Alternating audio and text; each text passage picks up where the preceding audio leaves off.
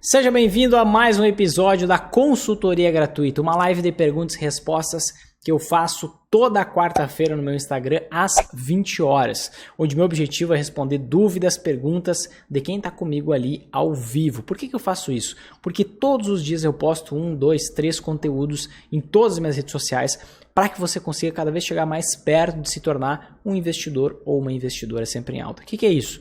Uma pessoa comum que investe na bolsa e consegue lucrar tanto durante as altas quanto durante as quedas. Tanto em momentos de crescimento da economia quanto em momentos de crise. E é óbvio que não se trata de investimento a curto prazo. O foco para multiplicar o seu dinheiro no longo prazo, certo?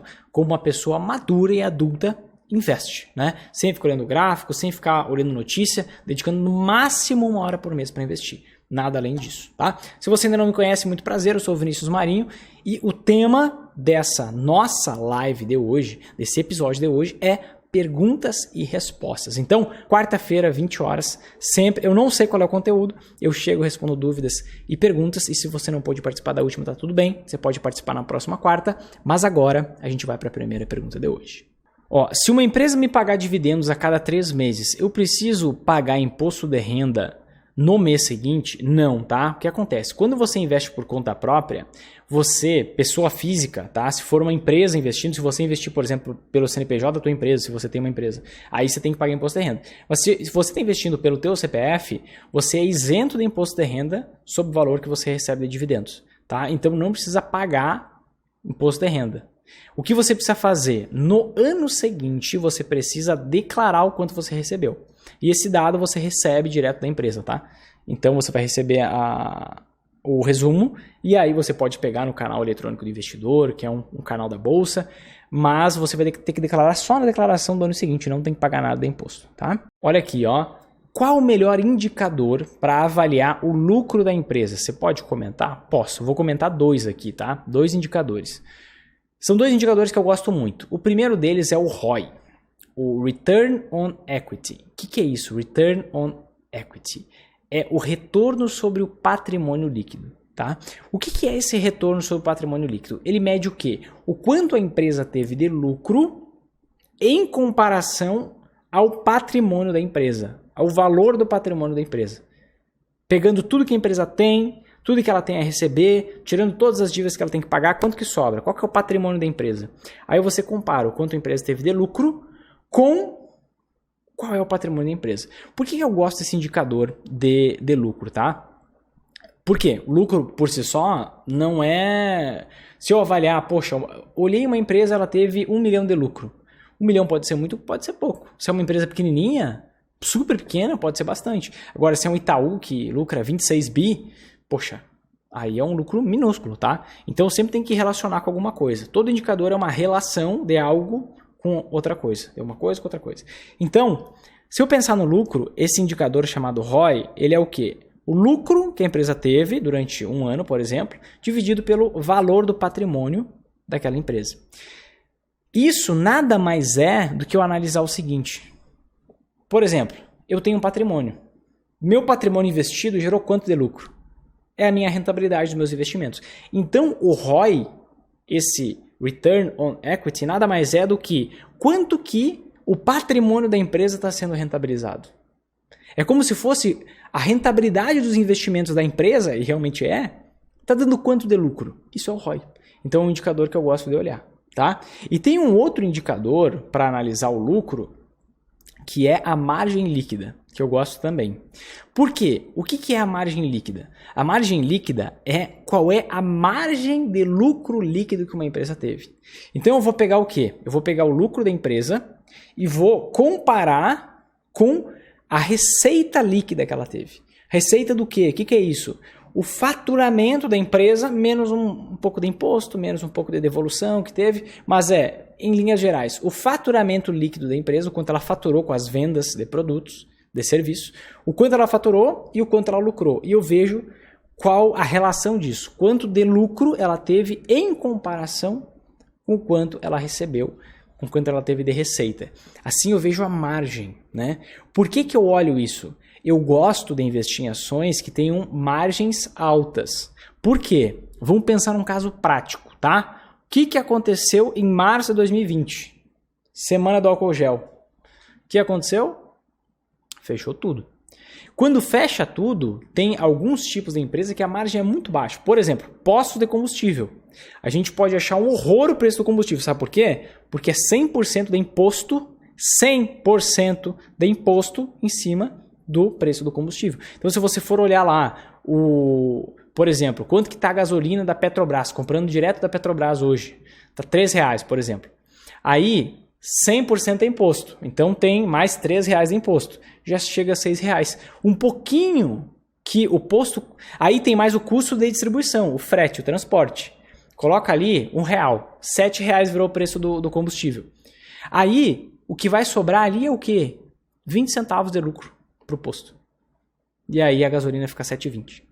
Entende? É por isso que uma variação no petróleo, uma variação no dólar, causa muito aumento de preço no combustível aqui no Brasil, por causa do imposto alto. Porque quando aumenta 10 centavos na refinaria, a gasolina, por exemplo, aumenta 20 centavos no posto, no mínimo. 20 centavos no posto, no mínimo. Então, posto de combustível é um negócio com a margem muito baixa. Se a gente for olhar a margem, vai ficar em 1%, 1,5%. Se fechar durante alguns dias o posto, acabou. A empresa dá prejuízo. Ela podia ser ótima, podia ser lucrativa, mas ela vai dar prejuízo porque fechou. Se acontecer algum problema no posto que seja fechado por algum motivo de segurança, o posto já dá prejuízo. Agora, a gente tem outros setores, vou dar um outro exemplo de setor aqui. Setor de saúde. O setor de saúde é um setor que tem muita margem de lucro, muita mesmo. Então, o que acontece? É muito mais difícil uma empresa do setor de saúde ter algum impacto imprevisível e ao invés de dar lucro começar a dar prejuízo. Então, esse tipo de empresa é muito mais perene, dá muito mais lucro, por isso acaba sendo mais valorizado. Então, eu gosto de olhar para a margem também, porque margem me dá segurança contra imprevistos. E o ROI vai me dizer o quê? Se aquele patrimônio está sendo bem utilizado pela empresa. Se aquele patrimônio da empresa, sendo empregado, está gerando lucro. Que nada mais é que a rentabilidade dos investimentos, digamos assim. Tá? Comparando a empresa com as pessoas. Tá bom? Esses dois indicadores são bons nortes. Próxima pergunta de hoje. Nos fundos imobiliários, qual a porcentagem aceitável de dividend yield? E você analisa dividend yield trimestral, semestral ou anual? Então vamos lá. Estou investindo em fundos imobiliários. Qual é o foco para quem é investidor sempre em alta? Qual é o foco ao investir em fundos imobiliários? Geração de renda. Anota isso. Objetivo primário do investimento em fundos imobiliários é geração de renda. Se a gente for parar para analisar, né, dentro do método investidor sempre em alta, existem 5 investimentos. Cada investimento tem uma função. Ele é apropriado para um determinado objetivo. Os investimentos do método funcionam como engrenagens de um relógio. Para um relógio funcionar ali a setinha, o ponteirinho dos minutos, o ponteirinho dos segundos, o ponteirinho das horas, todas as engrenagens têm que estar correlacionadas, tá? Todas as engrenagens têm que estar correlacionadas. Então, tem que estar operantes, funcionando. Então, o que acontece? Qual é a função, por exemplo, das ações dentro do método? Multiplicação de capital. As ações, sem dúvidas, ações são os investimentos que têm o maior potencial de rentabilidade no longuíssimo prazo. Sem dúvida. Então a gente investe em ações com foco em multiplicação de capital. Qual é o problema disso? A cada 5, 6 anos acontece uma crise. Isso é a essência do capitalismo. Isso é normal, tanto no Brasil quanto em qualquer outro país do mundo. Tá? Então, nessas crises, as ações desabam 45%, 50% ou 60%.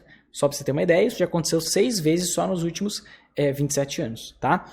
Então, e se eu puder investir nesses investimentos, que são os que mais se valorizam no longuíssimo prazo, mas lucrando também nos momentos de queda?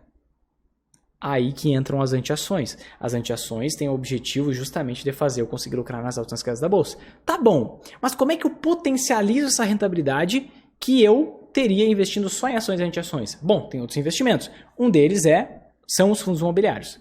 O foco nos fundos imobiliários é você fazer o quê? Investir neles. Os fundos imobiliários no longo prazo rendem mais ou menos o mesmo que as ações no Brasil, tá? Só tem menos volatilidade. Então, o meu foco nele vai ser o quê?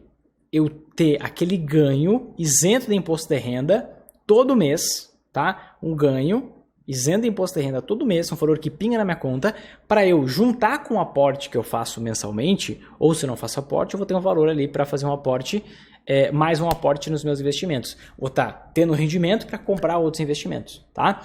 E aí o que acontece? Eu pego esse valor isento de imposto de renda, que hoje eu consigo 10% ao ano, 9% ao ano, para eu investir onde é uma maior oportunidade naquele momento, sejam ações, sejam anti-ações. Quando eu faço isso, eu tenho mais dinheiro e eu tenho dinheiro recorrente para aproveitar oportunidades pontuais que aparecem todo mês. Todo mês tem uma oportunidade, ou uma ação específica, ou uma anti-ação e assim por diante. Então, por isso que eu foco no dividend yield, que é o quê? O rendimento que o fundo imobiliário dá referente aos aluguéis daqueles imóveis do fundo. E eu pego esse rendimento e invisto onde há uma maior oportunidade naquele momento. Então, qual a porcentagem aceitável? O que você tem que fazer? Quanto maior, melhor. Eu ensino dentro do meu programa de acompanhamento, que é o programa Investidor Sempre em Alta, que você tem a possibilidade de olhar o ranking dos fundos imobiliários. Você consegue ranquear dos que mais rendem aos que menos rendem. E aí não é só o rendimento que você tem que olhar. Esse rendimento pode ser uma furada. Você tem que olhar outras coisas. Tem que olhar a diversificação, tem que olhar a vacância, você tem que olhar o preço, comparar o preço com outras coisas e assim por diante. Mas você tem que ranquear e pegar os melhores rendimentos, tá? Não existe assim um mínimo. O ideal é que seja acima do CDI, que é o quanto rendem em média os investimentos de renda fixa. Só que mesmo se empatar com o CDI, se render um pouquinho abaixo do CDI, eu não vou deixar de investir nos fundos imobiliários, porque eles têm um potencial de multiplicação no longo prazo muito interessante que eu não tenho na renda fixa. Então, eu sempre vou fazer o quê? Deixei meio complexa a explicação, mas eu não quero entrar muito técnico aqui, tá? Quero responder objetivamente essa pergunta. Então, eu pego os que rendem mais desde que se enquadrem nos outros critérios do método. Mas eu pego aqueles que têm o maior dividend yield possível. E qual que eu analiso? Eu analiso o anual. E eu gosto que sejam rendimentos previsíveis. Porque se você olhar só o dividendo, por exemplo, pago nos últimos 12 meses, e aí você olha lá um valor, caraca, 9,5%, interessante, né? Só que aí talvez, lá em março de 2021, esse fundo vendeu alguns imóveis que ele tinha comprado 5 anos atrás, teve um grande lucro com a venda desses imóveis e distribuiu um baita valor adicional, tá? Um valor que não é recorrente, que não veio dos aluguéis, foi um lucro dessa operação que não vai se repetir talvez para os próximos 5 anos. E aí, quando você vê, você teve 9% de rendimento, só que 3% foi desse lucro com a venda dos imóveis. E o que é recorrente mesmo, que vai acontecer no ano que vem, é só 6%. E aí você se lasca. Então você tem que olhar o dividend yield anual, quanto que ele distribuiu de rendimento nos últimos 12 meses, e olhar se aquilo é perene, se aquilo... Primeiro passo é esse, olhar se é previsível, se não tem nenhuma distribuição diferente das demais nos últimos 12 meses. Porque se tiver, talvez seja algum fator não recorrente. O que é isso? É um lucro que acontece pontualmente em um momento, quando ele vende imóveis. Acontece pontualmente e não vai voltar a acontecer no ano que vem. Então você tem que pesar isso, levar isso em consideração, tá? Mas, quanto maior, melhor. E eu olho sempre o anual, tá? Não faz sentido olhar o do trimestre. Quanto menor o prazo, pior a análise. Então, tudo que eu olho sempre olho o anual. Ó, próxima pergunta de hoje. Tenho uma dívida no banco equivalente a 80% do valor da minha casa. Seria sensato vendê-la, quitar a dívida no banco, investir o resto e morar de aluguel? Tudo isso é questão de cálculo, tá? Tudo isso é questão de conta. O que eu vou te dizer? Eu moro de aluguel. Essa casa que vocês estão vendo aqui é alugada. Se eu fosse comprar essa casa, não ia valer a pena financeiramente. Longe disso, tá?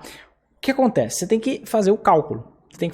Eu prefiro morar de aluguel. Tem algumas pessoas que têm um apego sentimental à sua casa, por exemplo, a um imóvel específico. O que eu faço? Eu procuro pessoas que compraram uma casa como um investimento e que não querem saber de vender essa casa, querem saber de alugar, querem saber de ter um rendimento ali do aluguel e tá tudo certo.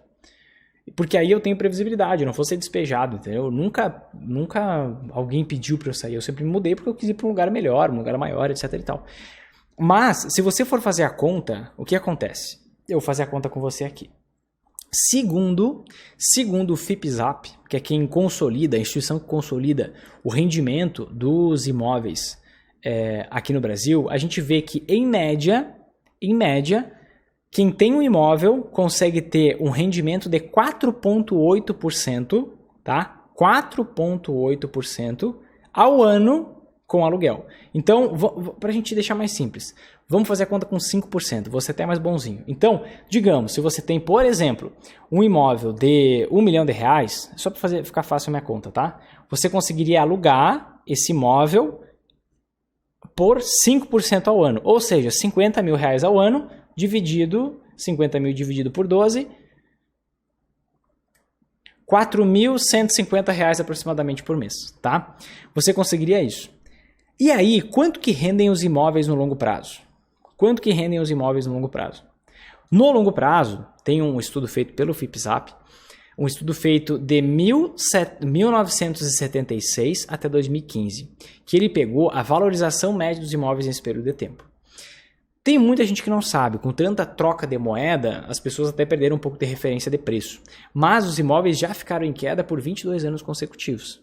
Então, se a gente for olhar essa rentabilidade histórica, a gente vê que os imóveis, em média, pode ter situações pontuais, diferentes, tá tudo bem, mas essa rentabilidade, em média, é de inflação mais 1% ao ano. Inflação mais 1% ao ano. Então, imagina o seguinte, imagina que você tem um imóvel, tá? Você tem um imóvel. E aí, você vai lá e compra um imóvel. Você tem um imóvel. Esse teu imóvel vai valorizar a inflação mais 1% ao ano. Tá? E você, alugando para alguém esse imóvel, você vai ganhar mais 5%. Então, você vai ganhar ao ano inflação mais 6% ao ano, em média. Tá? E você vai pegar um monte de dinheiro e colocar numa coisa só. Ok? Ok. Sobre essa renda do aluguel, você não é criminoso, você não é criminosa, você declara esse rendimento, você paga imposto, né? Mínimo. Tem que fazer, pagar imposto. Aí, o que acontece? 27,5% até 27,5% abate desses 5 que você ganha. Então, vamos contabilizar que você ganhe 4, porque você tem que pagar imposto de renda. Então, você recebe, na verdade, não inflação mais 6, o que você ganha ao ter um imóvel alugado. Você ganha inflação mais 5, porque 1% fica como o imposto de renda que você tem que pagar. Vamos lá, se você entrar hoje no Tesouro Direto, você vai ver que tem um título lá chamado Tesouro IPCA+, que ele está rendendo inflação mais 5,64%. Então aqui você já vê que com R$30 investido num título público sem investir na bolsa, você já ganha mais dinheiro do que ter um imóvel e alugar esse imóvel. E olha que eu estou contando aqui no caso de uma pessoa que não tem uma dívida. No caso de uma pessoa que comprou à vista um imóvel e colocou para alugar. Para essa pessoa, financeiramente, não vale a pena ter o imóvel. Pegando os dados da média. Se você é o cara do imóvel que você coloca a mão no imóvel, ele valoriza pra caramba, aí é outra história. Mas eu estou pegando a média, tá? Então, não vale a pena você comprar um imóvel e colocar ele para alugar. Olhando os dados. Exceção à regra, se você comprar num leilão, alguma coisa do tipo. Quando você tem um financiamento, uma dívida, o que acontece? Além do valor do imóvel, você paga um aluguel. Como assim? Não, Vinícius, eu estou comprando o imóvel justamente para não ter que pagar aluguel. Pois é, mas você paga o aluguel. Sabe do quê? Não é do imóvel. Você paga o aluguel do dinheiro para comprar o imóvel. Porque você alugou o dinheiro do banco, o banco pagou o imóvel para você, e você agora paga o banco. Na verdade, você paga o aluguel do dinheiro. E aí você vai pagar 2,5 vezes. 2,5 vezes esse imóvel, 2,5 vezes essa casa, pagando aluguel. Então, e se você se desfizesse dessa dívida e investisse esse valor? Se você pegar, vou pegar agora o valor desse imóvel que eu te comentei, tá? R$1 milhão. Vamos lá, digamos que eu consiga inflação mais 10% ao ano, o que eu considero crível, tá? Inflação mais 10% ao ano, eu considero crível para quem implementa o método, para quem foca no longo prazo, para quem tem a mentalidade não de ganhar para amanhã. Eu considero crível, inflação mais 10% ao ano. Então, e vários investimentos você nem precisa pagar imposto de renda sobre o lucro. A lei te garante isso. Então, se você pegar 1 milhão, por exemplo, e tiver um rendimento de 15% ao ano, em média, você vai ganhar 150 mil reais ao ano. Lembra que eu te falei que o imóvel de 1 milhão de reais, ele poderia ser alugado por 50 mil? O que você poderia fazer? Você poderia, digamos que você tivesse o valor à vista, poderia investir 1 milhão, você ganharia 150 mil em média, pagaria 50 mil do aluguel e ficaria com mais 100 mil, que vai aumentar no teu patrimônio investido. Você vai acabar no outro ano tendo uma rentabilidade de 15%, em média, em cima dos 1 milhão e 100. Você vai ganhar quanto? Não é mais 150 mil. Se você tem 1 milhão e 100, 15% disso é 165 mil. Isso vai crescendo exponencialmente. Então, em poucos anos, você já não paga mais aluguel. Porque você tem esse juro sobre juro, esse juro composto. Então, gente, se você for comprar um imóvel à vista, sem ser em leilão, não vai compensar. Não vai compensar financeiramente. Só que você tem que pesar uma decisão financeira, se é familiar, se você tem esse apego emocional, se você não tem, etc. e tal. Tem tudo isso para pesar. Financeiramente não faz sentido. Você pagar à vista. Se você financiar, aí é que não faz sentido mesmo. Aí você vai arrumar uma dívida por 30 anos, você vai ficar com medo de fazer qualquer coisa na dívida porque tem uma conta para pagar, qualquer coisa na vida porque tem uma conta para pagar. Você vai se tornar frágil. Por quê? Dívida te torna frágil. Sempre, imagine que você descobre um câncer na família. Vinícius, você tá só me agorando hoje, né? Não tô agorando, gente. Mas as coisas podem acontecer.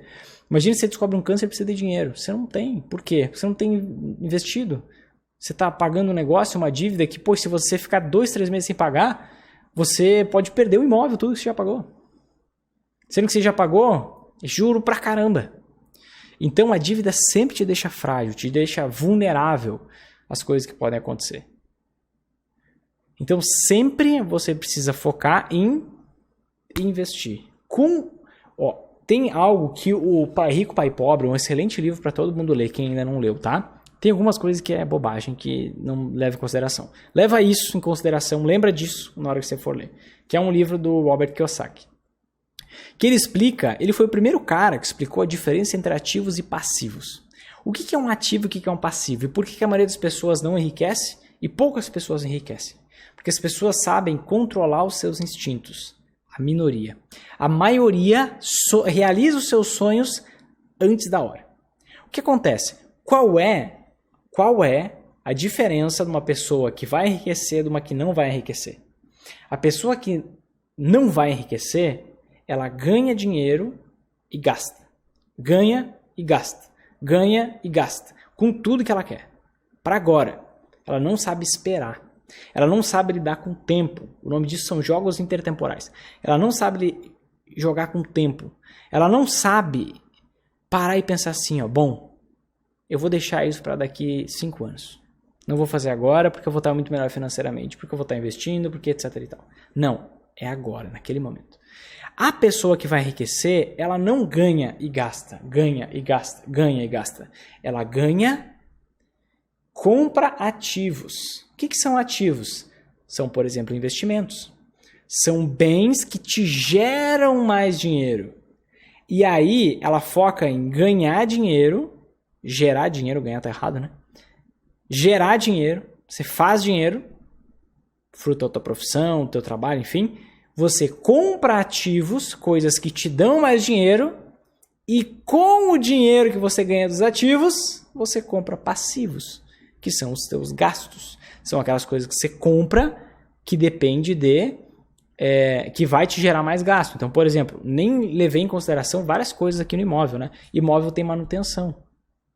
Então, por exemplo, vou te dar um exemplo claro aqui, tá? Aqui nessa casa estourou um encanamento. Eu não estou pagando. Quem está pagando é o proprietário. Aqui nessa casa começou uma infiltração ali na área gourmet. Eu não estou pagando. Quem está pagando é o proprietário. Aqui nessa casa tem não sei se tem um mofo, o que deu ali, mas ali na área da piscina, perto da ducha. E aí foi passado antimofo, foi pintado, todo o serviço foi feito.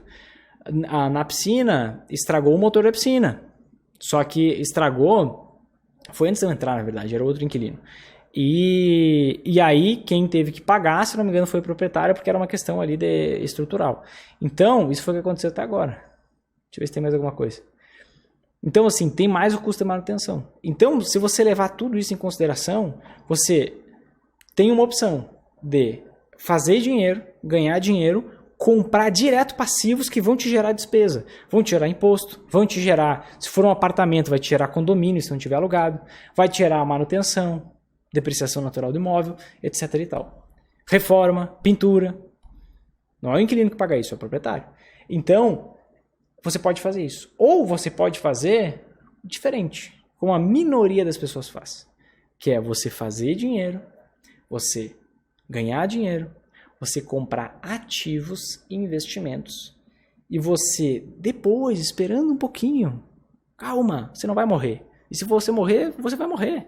Não adianta nada. Compra o ativo, multiplica o teu dinheiro e aí o rendimento que você tem dos ativos, você uma parte usa para comprar passivos e para pagar as despesas desses passivos. O que eu mais via, gente, na época que eu era militar, que eu era oficial do exército, o meu carro era o pior sempre. E o que eu via era o pessoal tudo comprando carro novo todo ano, toda hora.